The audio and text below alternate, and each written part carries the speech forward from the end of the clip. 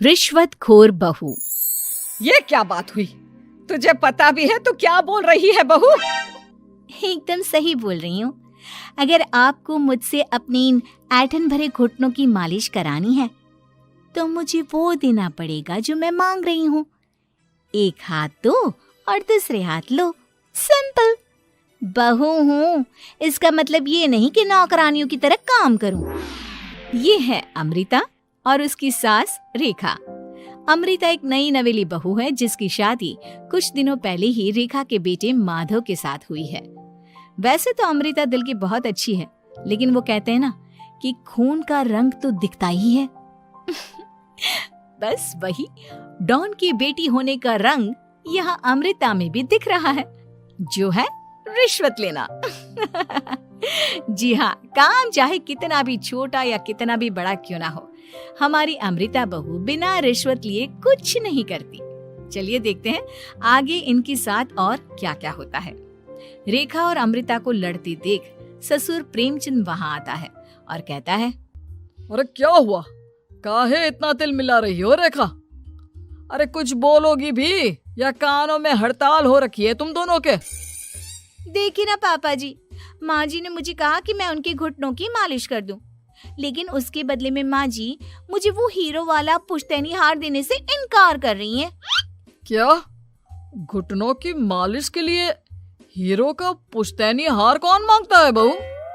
पापा जी, आपको तो पता ही है ना, आपकी बहू कितनी सयानी है, हर कोई भी काम फ्री में नहीं करती। और अब शेखावत खानदान का आटा तो इतना भी गीला नहीं है कि अपनी बहू को हार ना दे पाए। क्यों माय डियर माँ जी? देखा आपने प्रेमचंद जी, ये अब मुझसे पुश्तैनी हार मांग रही है, कल को पूरा घर मांग लेगी। अरे जा जा, मैं खुद कर लूंगी अपनी मालिश। ठीक है, मुझे क्या। एंजॉय योर मालिश टाइम माँ जी। रात में जब पति महादेव दफ्तर से लौटकर घर आते हैं तभी कमरे में, अमू सुनो ना, मेरा वो लाल रंग का जो शर्ट है ना वो धो दो ना प्लीज। एक्चुअली कल मेरी एक इम्पॉर्टेंट इंटरनेशनल क्लाइंट के साथ मीटिंग है, बहुत बड़ी डील का ऑफर है, इसलिए मैं अपनी उस लकी शर्ट को पहनकर जाना चाहता हूँ। अभी धो दो, रात भर में तो सूखी जाएगी, फिर कल अच्छे से कड़क वाली इस्त्री कर देना अपने शुभ शुभ हाथों से। जी नहीं, मैं ये सब ऐसे ही नहीं करने वाली। अगर काम करवाना है तो मेरी एक शर्त है। अरे यार, तुम और तुम्हारी शर्तें, बोलो क्या है? आपको मुझे 10 मनीष मल्होत्रा डिजाइनर की साड़ियां दिलानी होगी। 2 हफ्तों में मेरी स्वीट हार्ट फ्रेंड बिल्लो रानी की शादी है। मैं वहां डिजाइनर साड़ी पहनकर जाऊंगी और सब कुछ जला दूंगी। माधव अपनी बीवी की बात सुनकर हैरान परेशान अपने सर पर हाथ रखकर बैठ जाता है। अरे तुम बीवी हो या आफत? तुम्हारे दिमाग में जंग लग गया है क्या? देखो इतने सारे पैसे नहीं है मेरे पास। तुम्हारी याददाश्त तो जगह पर है ना माधव, भूल गए? मैं एक डॉन की बेटी हूँ। अगर तुमने मेरे कहे मुताबिक काम नहीं किया तो तुम्हारे लाल शर्ट को दूर ही रखो, मेरे पापा तुम्हें ही लाल कर डालेंगे। ठीक है, चलो अब ज्यादा मत डराओ, तुम्हें जो चाहेगा मिल जाएगा। अब ये डर और रिश्वत का सिलसिला यूं ही चलता रहता है और इसी तरह समय बीतता रहता है। एक सुबह सब नाश्ते के टेबल पर बैठे थे, जहां अमृता सबके सामने एक व्हाइट बोर्ड लाती है जिस पर दिन भर के सारे कामों के रेट लिखे हुए थे। अब ये क्या है? टीचर नहीं बनने का इरादा है क्या तेरा? अगर हाँ तो अफसोस, बेचारे बच्चे, उनका भविष्य तो अंधेरे में है। आप लोग बेकार की बातें बंद कीजिए और आंखें खोलकर ठीक से पढ़िए क्या लिखा है। ये आज के सारे कामों के रेट्स हैं। आलू पराठे, चाय, दाल, रोटी, चावल, सब्जी, हलवा, मिठाई, रसोई की सफाई, वॉशिंग मशीन में कपड़े धोना, ओखल में मसाले कूटना और माँ जी और पापा जी के अलमारी की सफाई करना। इन सब कामों की कुल मिला के जो रकम बनती है वो है ये 10,000 रुपए और माँ जी के लेटेस्ट लाए हुए सोने के झुमके भी। अमृता, तुम इंसान हो या हैवान? जरा तो दया करो हम पर। हे राम जी, उठा लो, अब ना देखा जाता ये सब। सच में पता नहीं कौन सा दिन था वो जब ये हमारे घर आई। महादेव, तेरे प्यार ने तो हमारा जीना दुश्वार कर दिया बेटा। दुनिया में बहुत रिश्वतखोर लोग देखे, लेकिन ऐसी रिश्वतखोर बहू पहली बार देख रहा हूँ जो अपने ही परिवार को लूटने में लगी है। बहू, तुझे पता है ना कि ऐसे रिश्वत मांगना गुनाह है। पापा जी, मैं कोई गुनाह नहीं कर रही हूँ। रिश्वत लेना बाहर की दुनिया में गुनाह है। मैं तो बस अपना हक मांगती हूँ। मेरी रिश्वत रिश्वत नहीं, मेरा शगुन है, नेग है।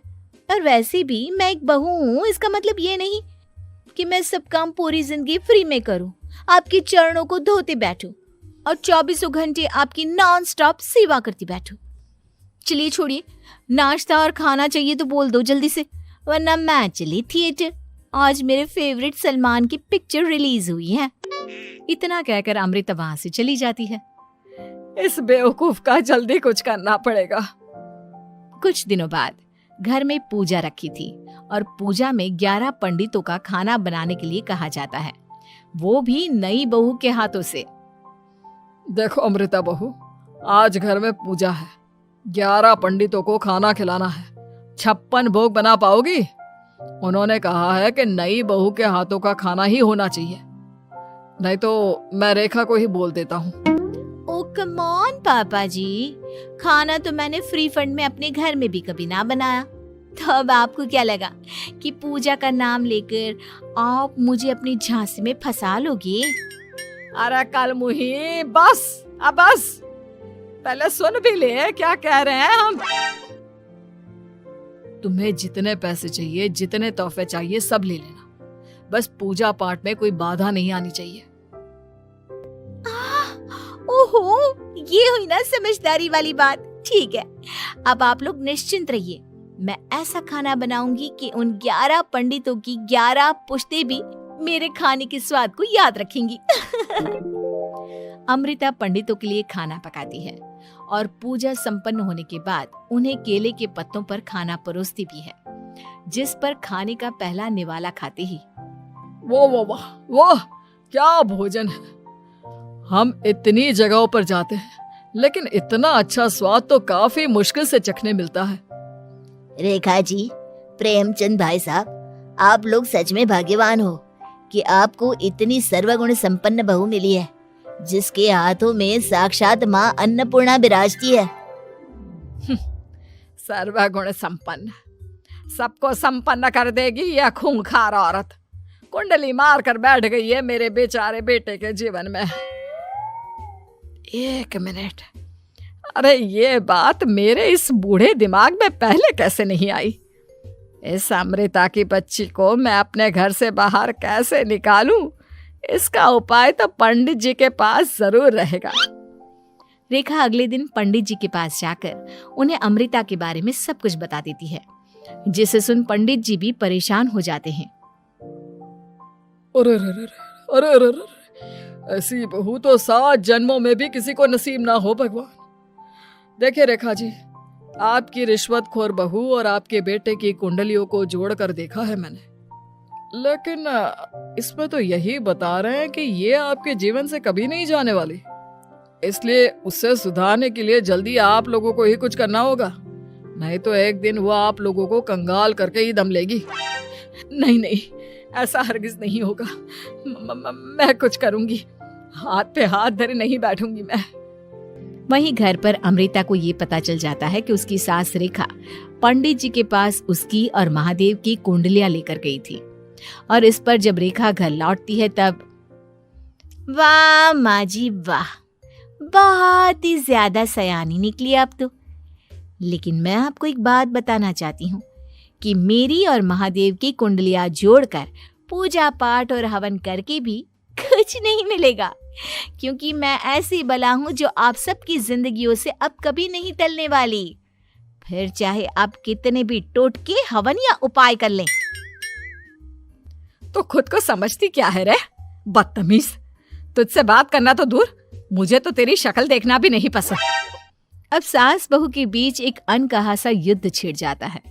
दिन बीतने लगते हैं, लेकिन एक दिन अचानक रेखा की तबीयत हद से ज्यादा खराब हो जाती है और उसे सांस लेने में भी काफी दिक्कत और परेशानी महसूस होती है। जब उसे डॉक्टर के पास ले जाया जाता है तब डॉक्टर चेकअप करके कहते हैं, देखिए, मैंने सारे टेस्ट करके देख लिए हैं और रिपोर्ट्स को क्रॉस चेक करके ये पता चला है कि रेखा जी को गंभीर दिल की बीमारी है। उनके फेफड़ों में भी काफी सूजन आ गई है।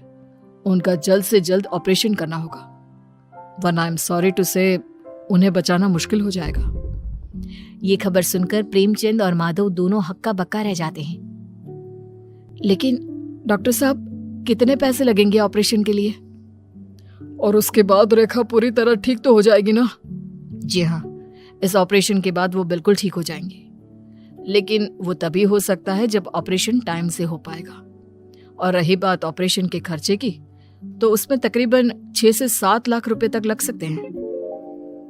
जहां एक तरह सब रेखा की तबीयत और ऑपरेशन को लेकर परेशान होते हैं, वहीं घर पर रेखा को बिस्तर पर देखकर भी अमृता के अंदर जरा भी दया नहीं आती। ओ माँ जी, ये अपना फालतू का मेलोड्रामा बंद कीजिए ना आप। मुझे पता है आपको मुझे रिश्वत नहीं देनी है और घर के सारे काम मुझसे मुफ्त में करवाने हैं, इसीलिए आप ये सब कर रही हो ना।